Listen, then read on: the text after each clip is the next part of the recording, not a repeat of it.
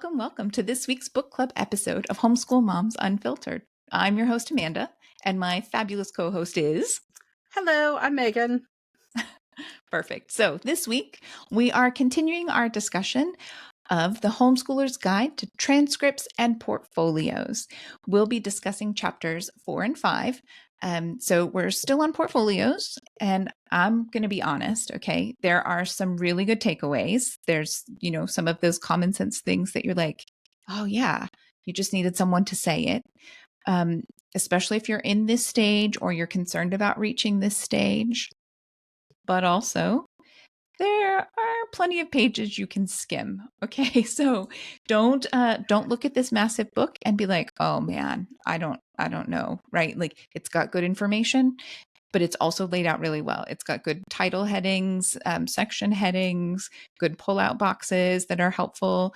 And then if you end up getting it, you can come back and listen. We always reference the page numbers that we found useful or where we found interesting things. You don't have to actually read the whole thing because Meagan and I were talking. We both definitely skimmed some things and then realized like, oh, we're reading this for other people. Like, we got to go back and read it a bit more carefully. Yeah, if I was reading it solely for personal use, I'd have skimmed even more hardcore and just kind of pulled out the highlights and the high notes. I think I've definitely learned some stuff from this book, and I really quite like this book. I would definitely recommend it, but skimming definitely works. And yeah, I totally had to go back and reread some sections because I was reading and I'm like, this would never apply to us. This isn't how we function. I can't imagine a situation where I would use this. And then I was like, oh, wait, you're being really selfish. We're reading this to discuss the book for other people too. So you have to read it from the perspective of other people. But I didn't feel a tremendous connection to some of the sections this week. But there were some sections in here that I saw where I thought, oh, this would be super helpful if you live in a high regulation state like New York or Pennsylvania. Or this would be super helpful if you are a single divorced parent or considering divorce, approaching divorce, going through the process, because we see how many posts in Facebook groups about people being spiteful in divorces, and you've been successfully homeschooling for like 6, 7, 8 years, and now you're getting a divorce, and now all of a sudden the other person is demanding the kids be put in school. And so you're having to fight for that right to homeschool. And so there's some stuff in there that I was like, oh, these would be really helpful situation for these particular situations. But for my own purposes, some of it was super granular in a way that I didn't find amazingly applicable. So, yeah. Well, let's dive in, Amanda. You've got the first thought of the book this week. So what you got? Yeah, so like I said, we're starting with chapter 4. It's titled Creating Your Portfolio. So Meagan said it great, right? These sections, they just really get into like the nitty gritty, the nuts and bolts. In general, right at the very beginning on page 58, she has a thing. It says, what does a portfolio look like? It has a cover letter, a title page, table of contents, narrative summary, reflections, artifacts, and then a resume or transcript is optional. And it's one of those things. We talked in our last book club episode, about the fact that we do have kind of 2 different portfolios, a really big comprehensive one, and then we have to provide a very small, and we do it electronically for the most part. But every month we have to provide a small portfolio to our oversight school. I honestly would have never thought to include all of these things. And again, part of that is because of the format that we work in and what we have to do. But it was good. Yeah, kind of one of those things, like just good reminder. This is useful. And she goes into in quite a bit of depth and detail why these things should all be included and how to utilize them to help you better present what you're doing. So I thought it was useful. Yeah, I heavy highlighted that list of bullet points there where I went up and down with my highlighter like a good 6 times, and it's quite boldly highlighted. My daughter is a big portfolio keeper because she's an artist. And I explained in our previous episode, she's been to portfolio reviews at colleges already as a teenager. She's been to portfolio reviews through guilds and artist associations. And she and I had a nice chat at like 2:00 this morning, actually, about these components that are here and just ways to kind of structure her portfolio a little bit differently. And she and I both agreed that that was some pretty solid feedback. She does not currently have like a table of contents, for example. And I think that would just give it such cohesion and so much structure in a way that would just really take it to the next level. I really liked that. Mm-hmm. Yeah. Yep, definitely. I made a note on the next page on 59 where it talks about unschooling a little bit, which we are unschoolers.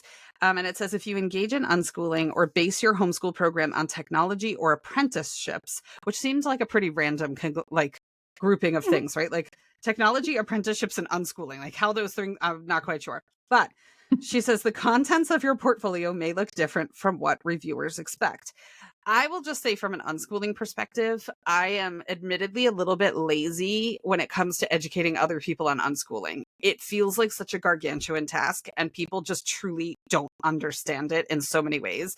We're seeing that right now. There was a person on TikTok who made some videos about unschooling. I mean, it made it to like Newsweek and Time Magazine and stuff, like where people are up in arms about it being child neglect and this, that, and the other thing. They don't understand it, right? And you're not going to explain it in a 90-second TikTok. So, or at least not explain it well, apparently, because people are very upset. She's trying, but it's not working. So I take the lazy man's route and make things look like people expect it to. Right? I'm not going to sit there and be like, let me educate you on the principles of unschooling. And I guess it kind of depends also on the purpose of this portfolio. A lot of what is in this section looks like it's, I really want to know what state this lady lives in, because a lot of this feels like it's being, oh, thank you. I looked it up because I was super curious too. I'm like, is she in New York? Like, where is this coming from? Like, what has her so tinfoil hatty? But that was a different, Massachusetts. Okay, so the really interesting thing is we have a friend who lives in Massachusetts who unschools and is not to this degree of like battling the school system and all that kind of stuff. She has no issues. So, and granted, this book is a little bit older. It's what, I think 2000? Almost 25 years. Yeah. Okay. So Right, maybe the public school mentality or the interaction with the school boards have shifted in part over the years, right? Maybe it's because Loretta isn't lazy like me and did take the time to educate some people on the principles of unschooling. I don't know. But for me, I would rather just make the portfolio look a little bit more like what they anticipate and not have to fight that battle every single time. So that was just my thought. Like, if you're unschooling, that's a really big nut to crack, you know? And it's just, it feels like you're trying to steer a really big ship and like change direction of a really big ship that you're probably not going to change the direction of. So for me, I'm like, I can't be bothered. I have a limited number of hours in the day. I'm always tired. I'm always spread thin. I'm constantly feeling like I don't have enough of me to give to my kids and all that kind of stuff. Changing the mindset of the public school system about unschooling through portfolio explanation is like not on my to-do list. It's just not, you know. I'm like, just put together the portfolio they want to see and make it happen. You know, don't lie. I'm not saying lie, but take your experience and turn it into a language that they understand. Yeah. And I definitely have that point at a few different points throughout these next couple chapters, right? That kind of stuff comes up a fair bit in these 2 chapters this week. I like it. All right. I have a couple of next notes. I feel like I balanced my notes a lot better this time, though. There are some sections where you have a good run of notes, so it's not just me with all my notes this week. On page 60, there's a little call out box. I just love books with call out boxes. It reminds me of like Who Was books and stuff like that. Like they're just, I don't know, they're fun to read.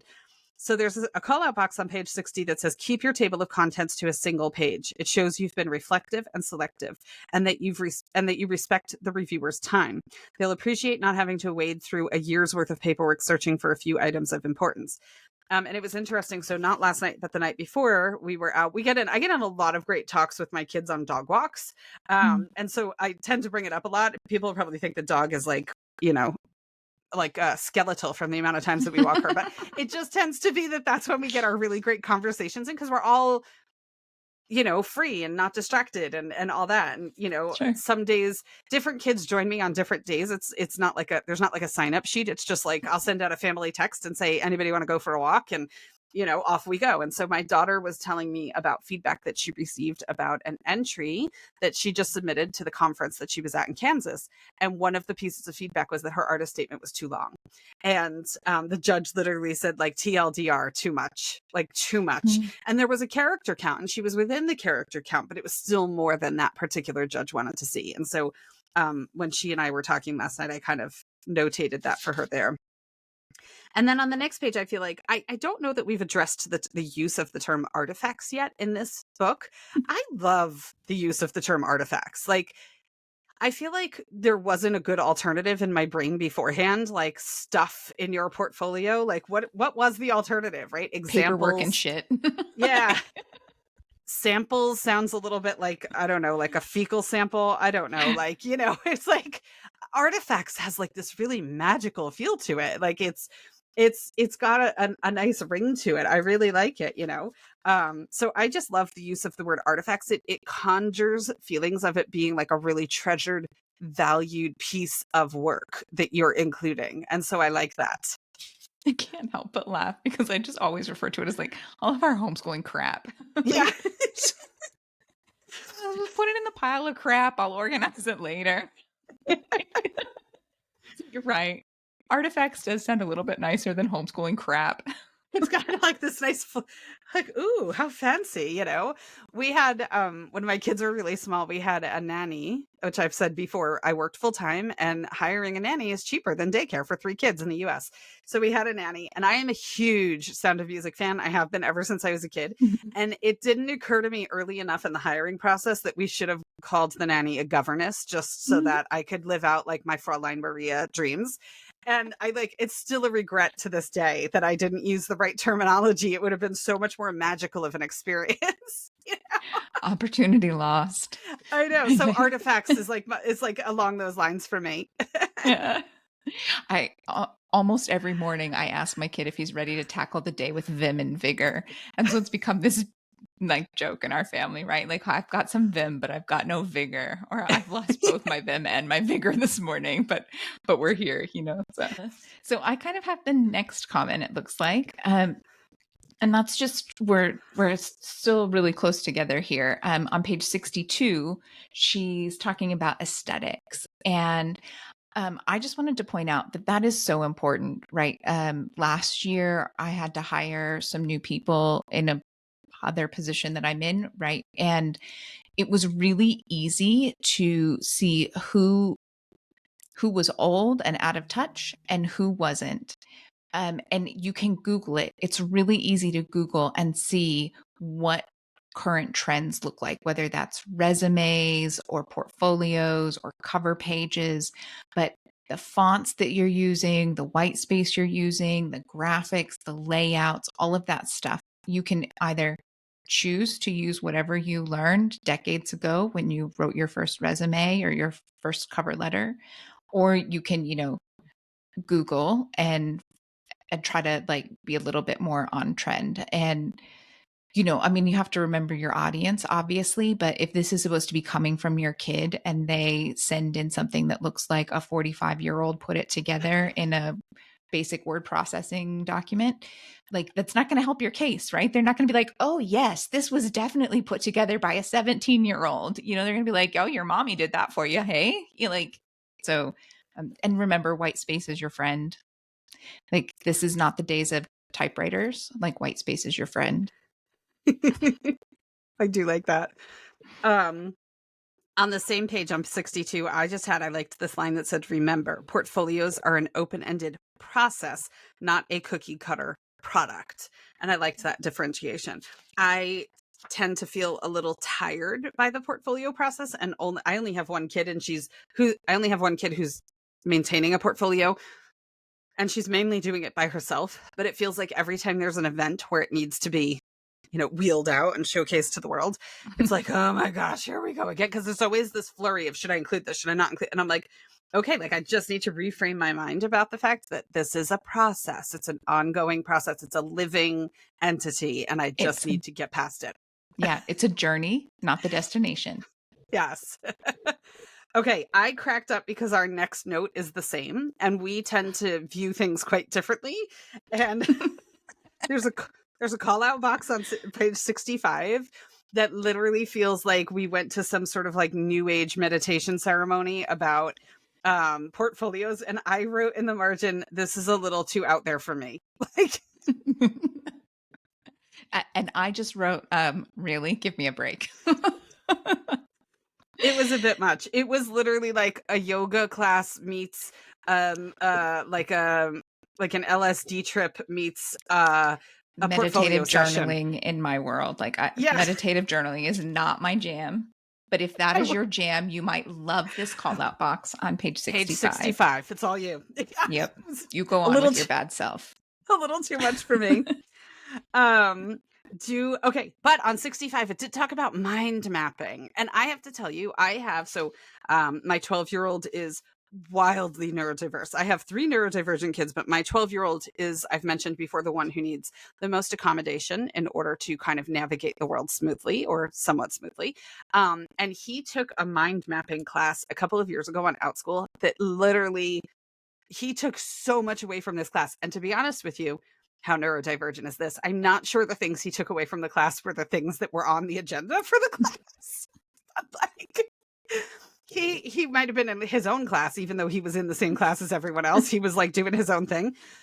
But oh my goodness, he's made like major life changes as a result of the mind mapping that they did in this class, which was really cool. So I liked the fact that it was brought up here. If you're not familiar with mind maps, there's a whole section on here, and there's an example on page 66. But it's a type of graphic organizer. And I feel like I did this in school even. It wasn't called mind mapping back in the day. But you draw idea bubbles, and then you connect the idea bubbles, and the main thoughts are big bubbles, and the supporting thoughts are small bubbles, right? I mean, that's kind of the idea of mind mapping to an extent. Did you mind map under a different term, Amanda? Yeah, that's it. I found it funny actually, because in some assessments and things that we've had done with our kiddo, it has come up on many occasions that he would benefit from mind mapping. And many occasions I have gone back to our school and said, like, that's great. I think that's wonderful. I don't know what the mind mapping is, and I need you to help me with this. Like, is there a class? Is there a tutor that can teach him? Is there a teacher that will teach him these skills? Like, I don't know what it is, and I don't want to learn. I've learned how to teach this curriculum, and I've learned how to teach that curriculum, and I'm learning how to do these things to help him. Like, can someone else just take on whatever the fuck mind mapping is and teach him how to mind map? But we do this graphic organizer all the time. It's his favorite style of graphic organizer to do. And so then I was like, oh my gosh, I'm a mind mapping expert, and I didn't even know it. Yeah. I mean, I made him like all kinds of, like, I've made him this special with different shapes, and it's got a vocab list on the side to help him keep his thoughts organized. Like, apparently we mostly have it. So you're a mind mapper. All right, well, there you go. All right. Add it to your resume. I do know. Add it to your resume. I'm telling you, it's too funny. Yeah, my kid, okay, he took this mind mapping class that had nothing to do with like chore charts or anything like that. Like, that wouldn't have appealed to me in that way, right? He came out of class. He'd been in it for a while. He came out of class. Can you buy me a little whiteboard? Sure. I love a good whiteboard. Like, sure. What do you need a whiteboard for? He made himself his own, I say chore chart, but it was really more like a daily checklist of a way to like manage his day. And he totally chose the stuff that he wanted to put on there. There was stuff on there that wouldn't have occurred to me. Like, he had like a minimum requirement of outdoor time for himself for vitamin D. Like, I was like, okay, have at it. Like, he made a rule for himself that he cannot be asked to do something twice, that he has to either do it right away or challenge himself to remember to do it, or set a timer to do something a sec. And I was like, wow, like, this did not come from me. And then the funny thing was, he put the reward system into place too. And he was like, so if I do all of these things, can I get a pack of Pokemon cards every Sunday? And I was like, sure. Like, you're parenting yourself, so I'm not really sure. I guess I can supply a pack of Pokemon cards, right? And that was the thing. And he's still doing it. Like, it's been years, and he's got this whole system, but somehow he got this in a mind mapping class. And I am 99% sure that was not the purpose of this class, but I'm like, hey, however you got there, we're good. I don't really care. He's loving it. It's working for him. All right. So the next note that I had written down was on 69. I really liked this one. It says homeschoolers can usually boost the credibility of their entire portfolio by including some sort of verification by a source outside of your home. And as my kids have gotten older, I have found that to be exceptionally helpful, because not everyone's always going to take your mommy's word for it, right? Like, Mhm. and they know that there are parents who are not the most impartial judges of their own children, right? Mhm. And so I really like that. And my kids have implemented that. It's been really helpful to have mentors, to have life coaches, to have executive function coaches, like whoever they're interacting with. My kiddo has a math tutor, all this stuff that exists, that people that they're functioning with outside of us as parents, to be able to get letters of recommendation or feedback or anything like that. Huge. So having that circle and kind of having those trusted resources and building those connections, especially as they get older, for us has been really beneficial and really worthwhile. So I just wanted to kind of toss that out there. Yeah, I definitely agree with that. The same for me. We had talked in a previous episode something you had kind of mentioned how your kid doesn't have all A's. And for me, like, I liked school. I was good at school. It was easy for me. And the idea of not having all A's would have like absolutely paralyzed me, right? I didn't get my first B until I was in university. Um, so the idea that my kid would have less than A's, I'm like, I suppose it's possible, but it didn't even really cross my mind, right? But as a homeschool parent, it's, I feel like you have to provide extra justification for that on a report card. If my kid is great across the board, other people need to be saying that as well. I can't just be like, oh, well, my kid is great and he got all A's, right? Like people are going to be like, yeah, right. But how good is he actually? So, yeah, I totally agree with the whole. And this is another one of those themes that comes up over and over in these chapters, right? The credibility. Hmm. Yeah, I mean, we've kind of been tainted by those mothers who were like, my child would never, and it's like, oh, your child totally does, Totally does. And so, like, as soon as you say my child would never, it's pretty much guaranteed they're totally about to do that thing. And so, yeah, it shoots our credibility because that's what people assume because they've had negative experiences with that sort of parent. So Mhm. it happens. So we both have notes on page 70, but different notes. Yours is at the top of the page. You want to hop in first? Sure. So there's a pull-out box, another one of those great boxes. And it just basically is reminding you to remember that you're the author. And so select the story you want to tell. And if in the portfolio process, you're the narrator, make your story convincing and entertaining. And, oftentimes you're both. So just to kind of remember which role you're playing and play it accordingly. And I thought that was just a good, really Hmm. succinct way of breaking that down. I didn't call that out, but I like that. I really like it. I have a note a little further down on 70, and I really liked this where um, it says you may have an artifact you intuitively know has a place in the portfolio, but you cannot find the words to describe why it fits. If you cannot explain to yourself why it belongs in your portfolio, then the reviewer surely will not understand. The item needs clarification. And I thought, Mhm. wow, that's really cool. Like if you can't do an elevator pitch, perhaps for every single item that's in there, they're definitely not going to get it. Or if the Mhm. elevator pitch is, 6 degrees of separation from the item or a quantum leap from the item, you just need to connect those dots. Amanda and I were talking before we started recording about how the number of examples that we see in our professional worlds that we operate in outside of our podcast where people just don't read details, right? Mhm. And they're just and it's not, people are just busy, right? They're so busy that they're taking things at surface level, they're skimming, they're going quick, they're rushing. And so we can't put it on someone to um, make those connections on their own. Not to mention, Yeah. they may just think completely differently than you, or their past experiences may be completely different than you. And they're not going to make the same connection or the connection that you're hoping they will, which could Mhm. really be detrimental to whatever your goal is with your portfolio. Yeah. So I liked that notation there. Um, Okay, there's a note on 71. Now, I have this in other sections later too, where it talks about there's kind of like a post-mortem debrief on a portfolio session that goes on for like a page and a half, right? About Mhm. really like analyzing this reviewer. It seems like there's a lot in here that assumes that you're always going to have the same reviewer. Now, my understanding is you have like an assigned teacher in California for your charter school, right? So you are meeting with somebody, there's consistency there, right? Yes, we have the same teacher year after year. And so that Ah. definitely, I think we will have this teacher through sixth grade. And then when he's officially, like, according to the state, right? Once he's after 6th grade, he gets someone new, and then he might get someone new again in high school if we stay with that system. But Okay. it does seem that that is not the case for a lot of people and in a lot of circumstances. Yeah, and so that was kind of my thought, was like, how do you know you're getting the same person? Like, and I kind of had you in mind. I was like, I think under your circumstances you do. But for Mhm. example, on 71, there's a call out box. Does it meet their standards of excellence? And so it's like, when you're looking at the artifacts in your portfolio, thinking about what the reviewer is looking for. One of the really interesting things with my kiddo who keeps her portfolio is that it's never really being seen by the same person twice. At any time she even enters work, it's not being judged by the same people. So I'll give you an example. I've talked about the fact she just came back from this conference in Kansas. She entered a piece there. She entered a piece at that same conference 2 years ago. It's only held every 2 years. And the judge for the exhibits 2 years ago had kind of an equal background in weaving and sewing. And so she judged from that perspective.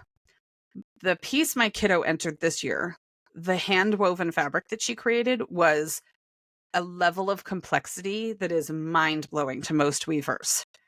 The judge who judged the exhibit this year she's 90 to 95% sewing background. Mhm. So all she looked at was the sewing construction for the most part, and completely missed the level of complexity that the weavers who were at the conference were like, holy cow, how did you pull that off? Like, that's amazing. That fabric is incredible. Like this, that, the other thing. She didn't get it. She had no clue how it was done. And Mhm. so it's really hard. We talk about this all the time with my daughter. You don't know who the judge is going to be. You don't know what their background is. Some of them too in the art world want that really like whacked out artsy stuff that is like the weirder the better, and it's Mhm. like, come on, really? Like so it's really, really challenging. I think sometimes you could almost lose your mind trying to guess what other people are looking for in your work. Like, she kind of has to let that go to an extent. I mean, she does research the jurors and the judges who are judging at different things and tries to like dig in a little bit, but it's really hard to try to figure out how they're going to judge things and how they're going to grade things and score things and stuff like that. So I feel like that can be like a bit much to take on for yourself sometimes under certain circumstances.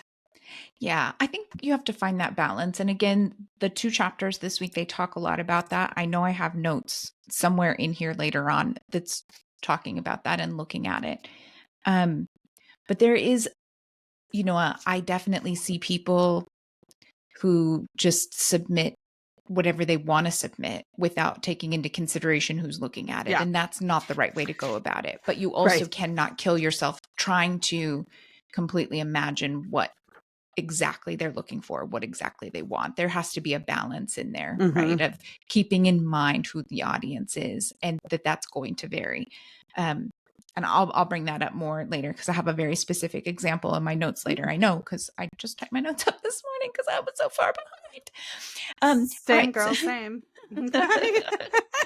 So the next comments are mine, and that's just on page 72 and 73. So there's a discussion again on credibility and documentation. So it talks about how credibility equals documentation plus context. And I kind of liked that simplification. And now it is a simplification and in some ways an oversimplification, but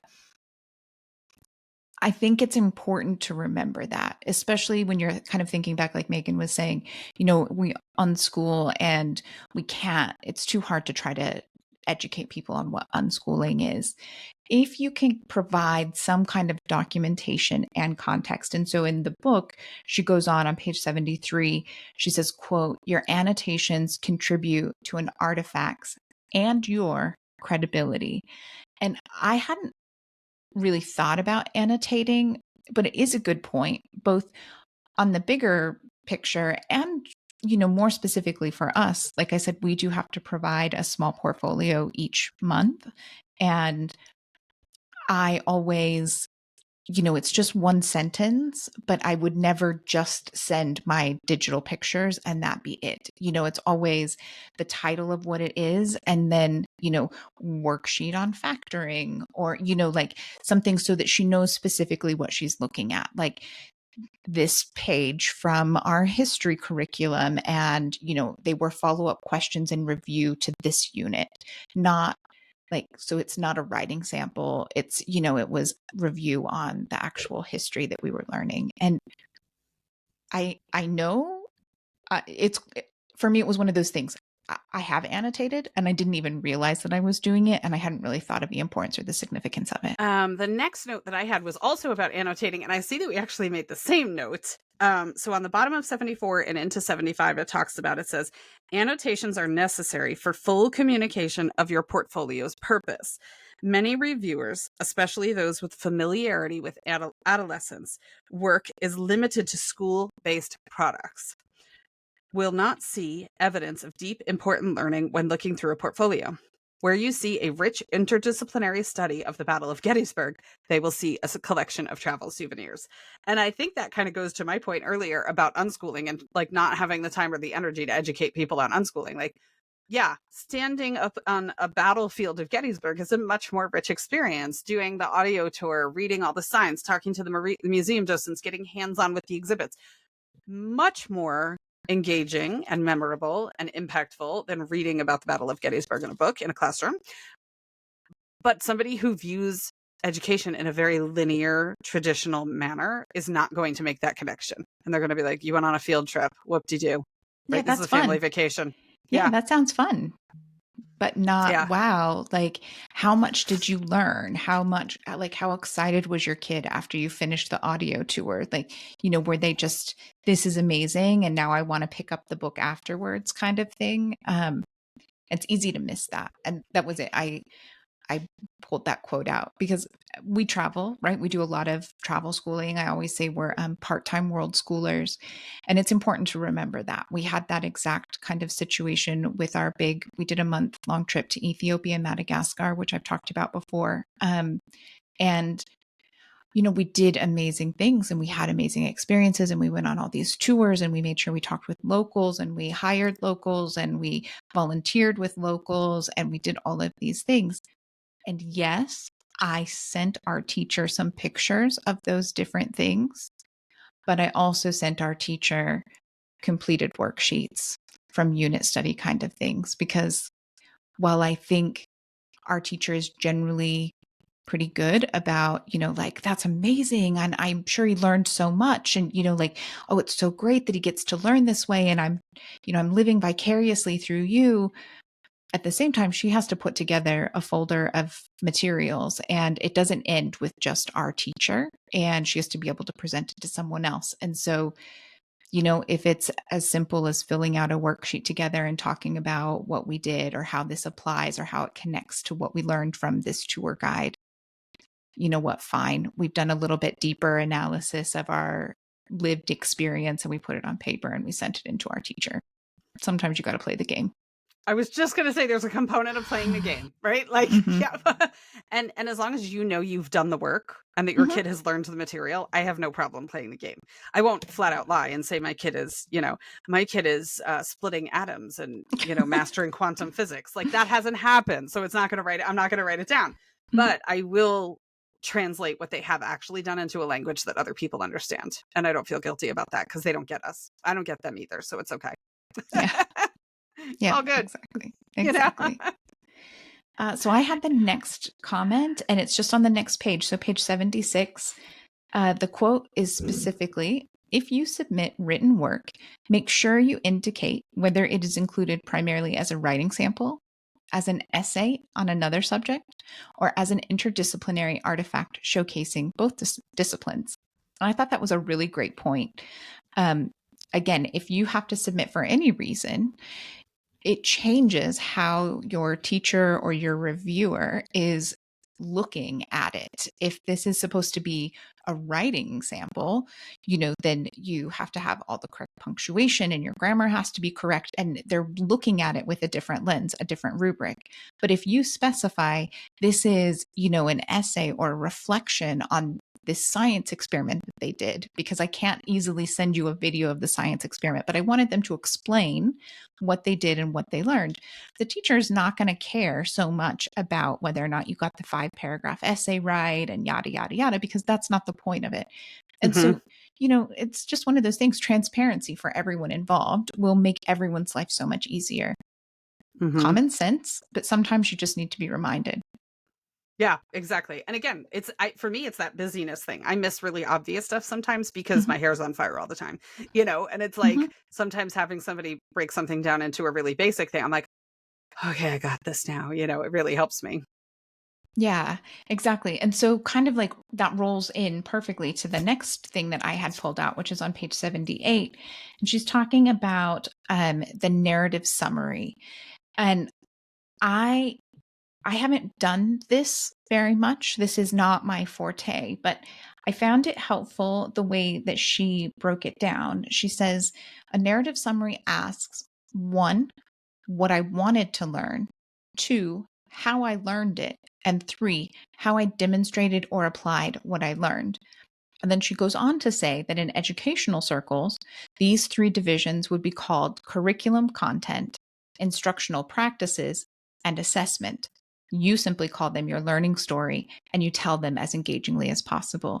And I think that, as homeschoolers, sometimes we're so busy trying to prove that we can learn in a different way and we can learn just as much or more in a different way that we forget that there are easy ways to align what we're doing with what is being taught in a more traditional education setting. And I know we don't always want to try to draw apples to apples comparisons, but they're there and they can be really helpful, especially in certain circumstances. Mm-hmm. Yeah, I totally agree. Um, let's see. My next thought was on 79, which was about artifact criteria and validity. So there's a quote here that says, does each artifact make your learning visible? More importantly, do the artifacts in combination show that your learning was deep and complex? Which brought me back to that Gettysburg thing, like a map of like the museum center guidebook is not that thing, right? It doesn't Mhm. show that complexity if that's what the person is looking for. Um, Oh, I just found a typo in the book. Does your portfolio, do you see that there on 79? It says does you portfolio instead of your. Yeah. I didn't notice it when I highlighted it. I was reading Mhm. really late though. Does your portfolio have evidence of research, communication, reasoning, problem solving, and technology skills?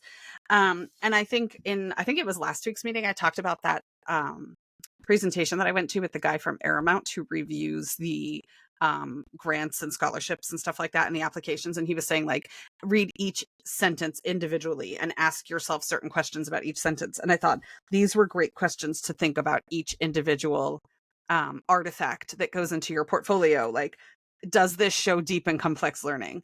And she Mhm. gave examples previously in the book about like movie ticket stubs and things like that, which I have another comment later on that I'll just throw out now, which is like, I feel like depending on the circumstance and the audience and stuff like that, like she has some examples that feel scrapbooky to me.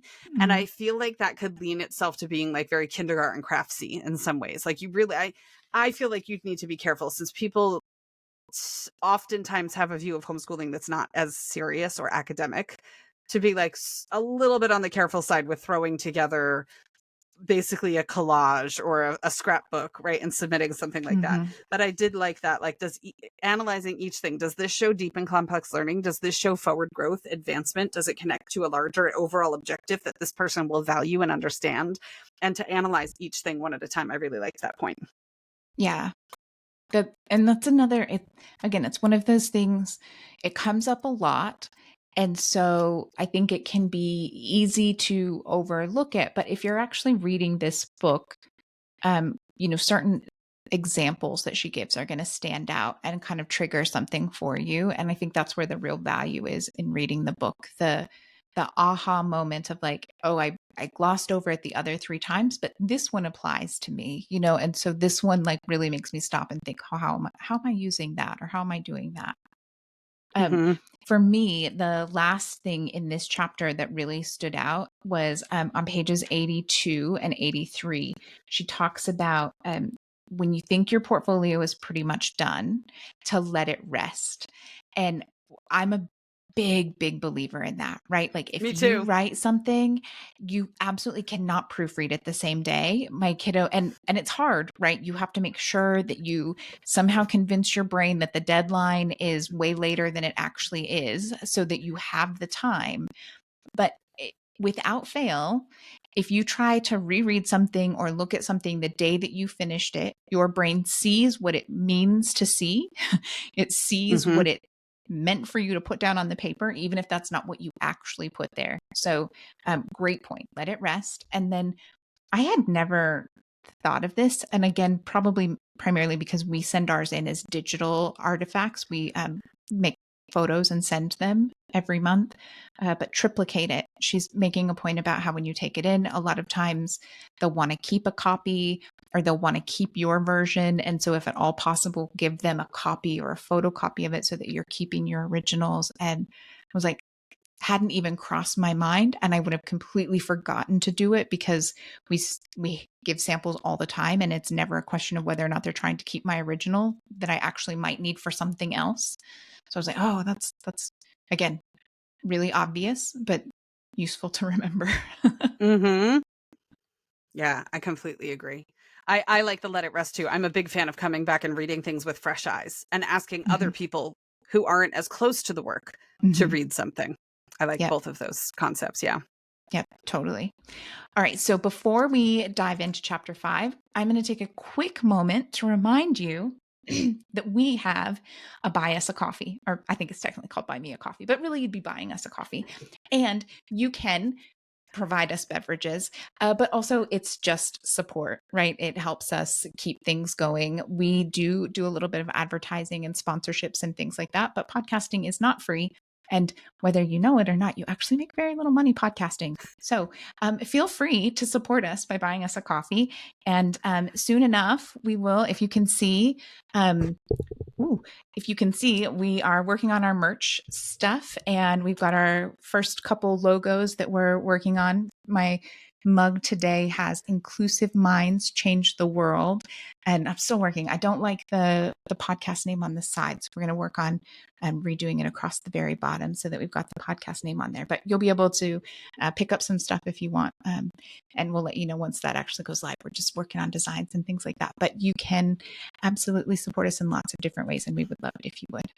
Mm-hmm. Absolutely. I know. Well, and it'll just be a fun, like, homeschool mom badge of honor too. I mean, it'll be, I like it. Okay. I live in the South. I've talked about this before.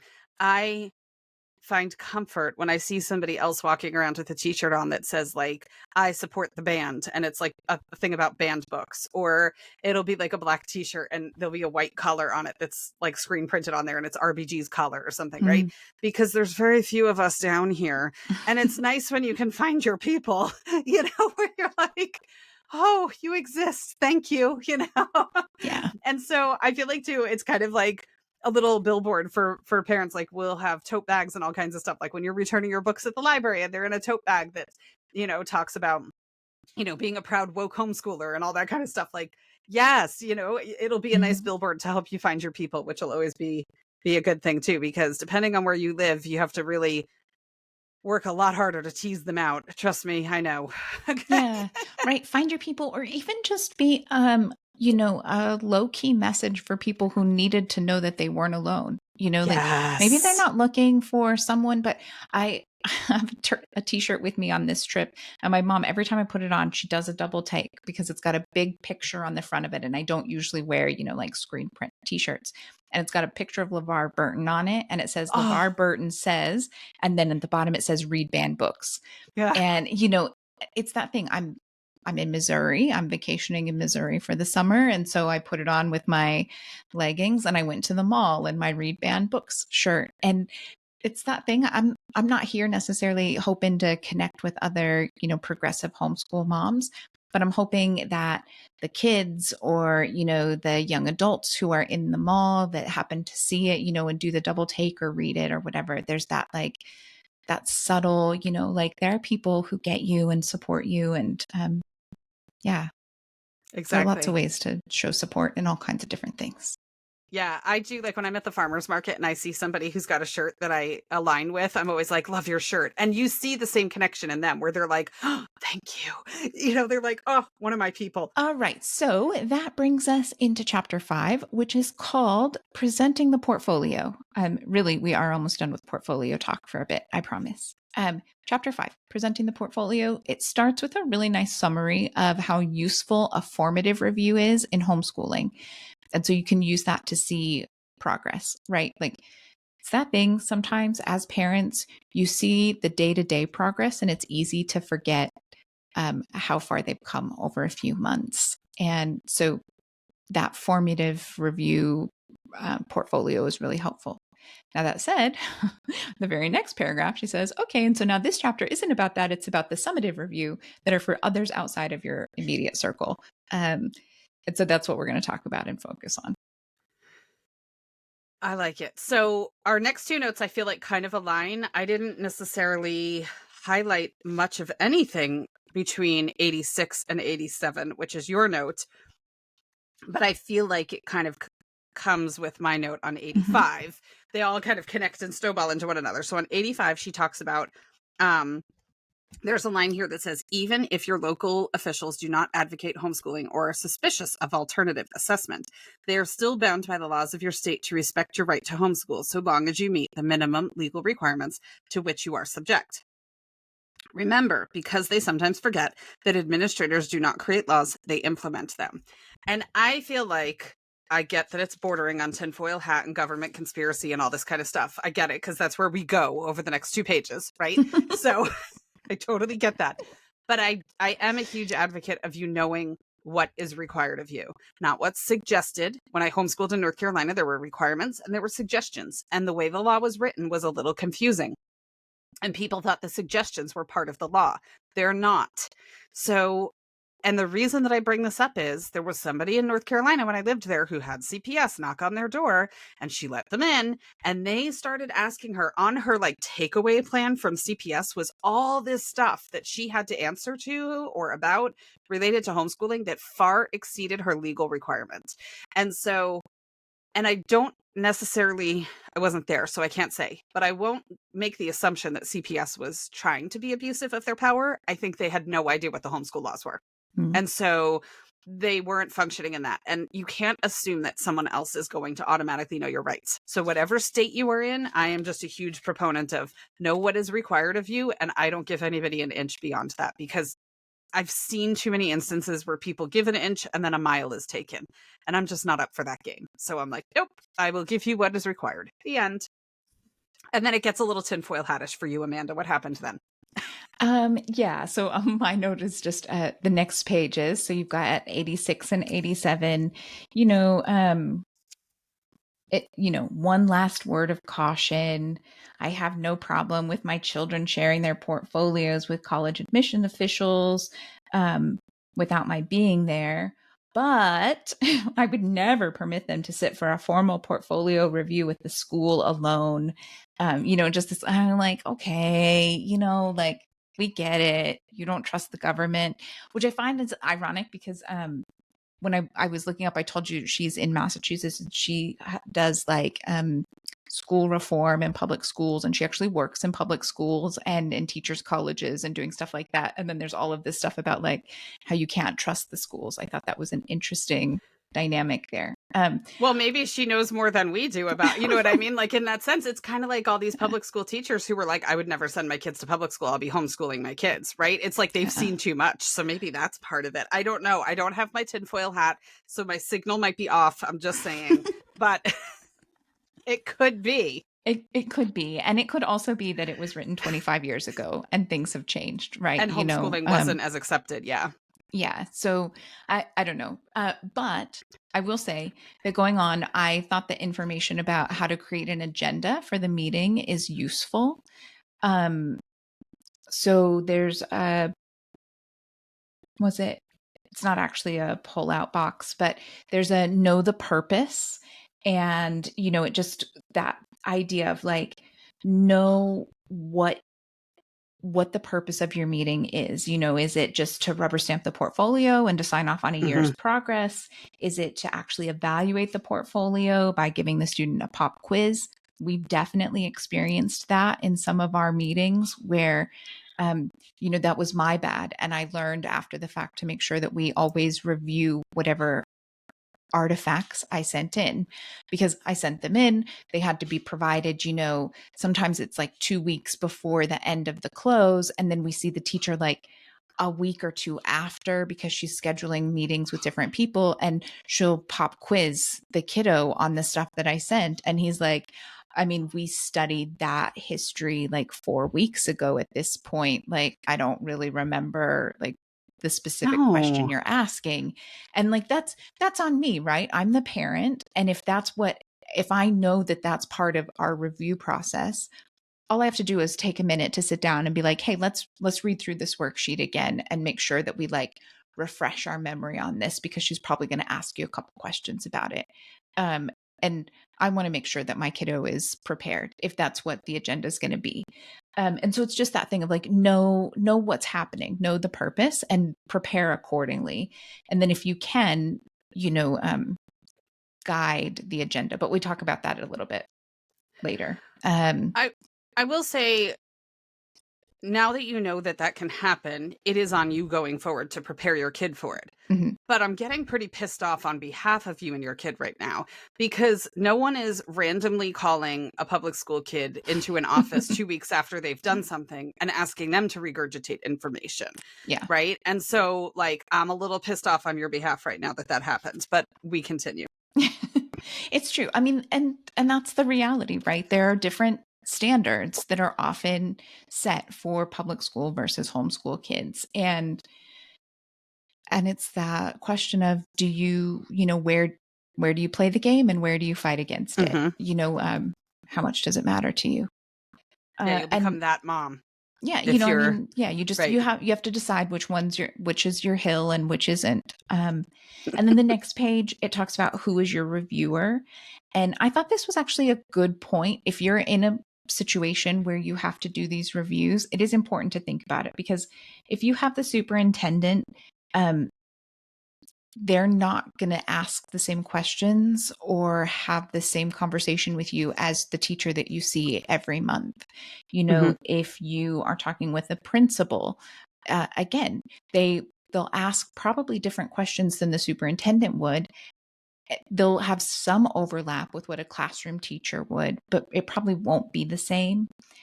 A guidance counselor is not going to ask the same things as a classroom teacher. And so just find out who your reviewer is and kind of prepare accordingly. And it's hard to do the first time, I mean, you'll make mistakes, just like I shared. We didn't review and we weren't prepared for what we were getting into. But the more you know, the more you know. All right. So I have the next comment too on page 89. I just said, in general, this chapter talks a lot about non-test assessments, right? Alternative assessments, and how to make sure your reviewer knows how to assess beyond tests and written work. And so on page 89, at the top of the page, it gives some examples that we find important and exciting, but cautions about, what you share and how you share it so that you aren't dismissed as fluff, and again, it's that thing, for better or worse, this still happens. I don't think it's as bad as it used to be, but you don't want to submit your family vacation scrapbook in their eyes. And so just, again, there's some component of playing the game. And yeah, it was just a good kind of reminder of what that looks like. But it is also talked about quite often in here. Yeah. I have the next two notes, which are very small notes, but one was on page 91, where there's a call out box that says, show your enthusiasm. And she talks about meeting with or an evaluator at one point through the school system. It was a principal. And the principal says, you look so serious and you love this, she exclaimed. you've got to smile more. And there's just something about, even if it's a woman or telling another human being that they need to smile more to be interpreted properly, just aggravates me. Like, why? No. Mm-mm. Especially if we're going to be a neurodivergent affirming podcast, like body language and things like that are different. Everybody expresses themselves differently through tone, through body language, through word choices, things like that. Like, use multidisciplinary interpretation styles to figure out what the person's mood is or their intention or their thought.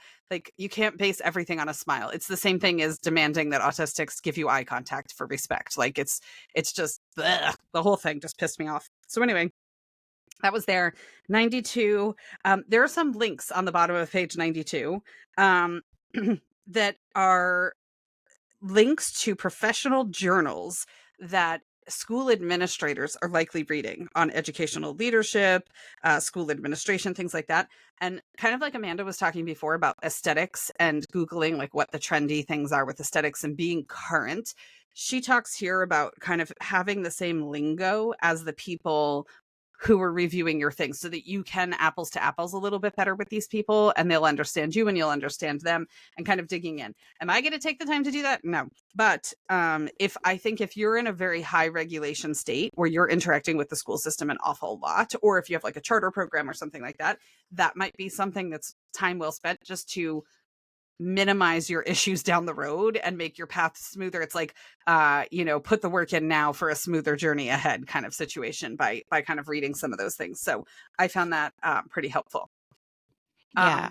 And I have definitely had to do that with our charter school on a few different things, right? Where it's like, we are not talking the same language and they're making me feel like I'm just that crazy mom who doesn't understand how school works. And it's helpful to be able to go to their journal articles, their peer reviewed material, the resources that are put out for public schools, and be able to pull a little section and drop the link and be like, here's the full thing, like this is what I was referring to. They can't blow you off, and for better or worse, if anytime you're having to answer to an authoritative figure, if they don't like what you're saying or they don't agree, it's really easy for them to try to blow you off. So, being able to support yourself and what you're saying with resources that they won't be like, yeah, but that's for homeschoolers. And, oh, yes, because homeschoolers are less than. Okay, sure. Right. Exactly. Okay, so I have the next comment, and that's the agenda, setting your expectations for the meeting. So on page 93, she is talking about actually creating an agenda for your meeting where you're going to get together with the reviewer. She's saying to write a letter that sets the agenda and your expectations. And I've not done much of that, but I thought it was an interesting idea, especially if you're doing like a semester review. And if you are doing any kind of an IEP, I got this same kind of advice. I got it a little late in the process, but that whole kind of like writing a letter that clearly states what you want out of it, what you're expecting to get, and then they know what you're coming in with. And if they disagree with something in your letter, hopefully they've gotten back to you and said, no, this is actually what we're going to be doing. Just give some structure and protection in general. And then kind of on the next page, 94, she goes on to point out a couple of things that are really good for your high regulation states to request to review your cumulative folder. So if they have a cumulative folder that they're keeping, which most schools will or districts will, you have to let them know ahead of time in writing. So you put that in this letter. And she just had, as always, we'd like to see the folder, and also to let them know if you want to record it. And we also, that's a requirement here. You have to put it in writing ahead of time. And so it's easy to stick it in this letter. She gives a couple easy examples of like, you could say that your spouse couldn't attend, but they want to be able to hear what was discussed. Or even something as simple as you don't want to worry about taking notes because you want to be able to fully participate, but you want to make sure you didn't miss anything. And so I thought those were also a couple of really good points of like, oh, I hadn't thought of that. I did practice it a bit with the IEP process, and good for certain types of reviews, right? Not every review you're going to be able to send them a letter ahead of time setting the agenda, but if you can. I like those two ways of approaching the recording thing too, because it kind of lowers people's defenses a little bit if you approach it that way, which I thought was really helpful. Yep, for sure. My next note is on 103, and it talks about portfolios for legal purposes. We see numerous posts all the time about people who are getting divorced. Yeah. And the husband or the ex-spouse or the partner or the biological whatever uses homeschooling as a weapon. And, you know, you've been successfully homeschooling and they were totally on board with homeschooling and now they're not. And so I thought it brought it up here and I thought, yes, this is great. Now, on the flip side, I'm also thinking, okay, here you are, you're going through a divorce, your world is falling apart. You're now single parenting. There's probably going to be financial constraints that go along with that, which generate stress. Go build a portfolio, have the best time ever, right? I mean, yeah, that sucks. Like, it sucks on so many levels, but at least there's a roadmap here to help cover your behind for homeschooling. So yeah, I just wanted to kind of throw that out there. I really liked that component of the cover your behind concept with portfolios. Yeah, I flagged that same thing. And it's that idea that, you know, when you're doing other reviews, they at least know you're homeschoolers and they don't see a lot of you, but they do see you. And so they have a bit more of an understanding about alternative assessments. The reality is there's probably no judge sitting on the bench who knows hardly anything at all about alternative assessments. And so just that idea, you might have to do some education and you might even just, you know, if you have any kind of standardized testing that you've done, or even just taking one of the easy standardized tests that you do at home and sticking it in there to show where your kid is at, you know, if they do well, like just the things that make it easy that they're going to understand, right? Like just sometimes, again, this is one of those examples, sometimes you just have to play the game. But I thought it was really good and really useful for parents who are in that, because we do see that a lot. So just on the next... Oh, sorry. I was just going to say, I just suggested the cat test to somebody on a divorce post. I was like, your kid will look like a genius. Throw it in there. So yeah. Yeah, no, exactly. Right. You know, like, and anything that's like a standardized test that the judge will be like, oh, I know standardized tests. Okay, great. You know, like, yeah. And then my last comment was on page 110. And I just thought it was interesting because, as we've mentioned, this book was published in 2000. So, you know, essentially it was written 25 years ago. And she has a line that says, do you know that employers consider themselves lucky when their workers consistently show up for work? And she kind of goes on talking about how people don't show up for work and they're not on time. And anytime you have those attributes, you know, it's a good thing because it's not common. And it just made me laugh, right? Because every generation talks about how the younger generation is lazy and they don't want to work hard and they don't this and they're quiet quitting and they're this and they're that. And I was like, this is a perfect example. I feel like you could hear, read, see the exact same thing in a book published now about, you know, like, and it didn't used to be that way. And like, except this book was written 25 years ago and it was that way then, you know, like, yeah, I thought that was good for a chuckle. Speaking of chuckle, okay, before I said something about, I feel like this book is about 20 years old, and I said something, and then you were like 25 years old, and I was like, oh, wow, I thought I had seen that it was written in 2000, but oh, it must be before that. Like, to me, 2000 was 20 years ago. Yeah. And then when you just said it, you just connected the dots, and you were like, it's 24 years old, 2020. I'm like, oh my gosh, it's closer to 25 than it is 20. And in my head, 2000 was 20 years ago, right? Oh my gosh, it's bad. It's really bad. All right. Well, that wraps us up for this episode. I forget if it was in this episode or a previous episode, but Amanda was basically talking about like podcasting and all this kind of stuff. Yeah, we'd love it if you could just go in and give us a thumbs up. Like, wherever you listen to us, just give us a thumbs up or a 5-star or whatever it is on your service, right?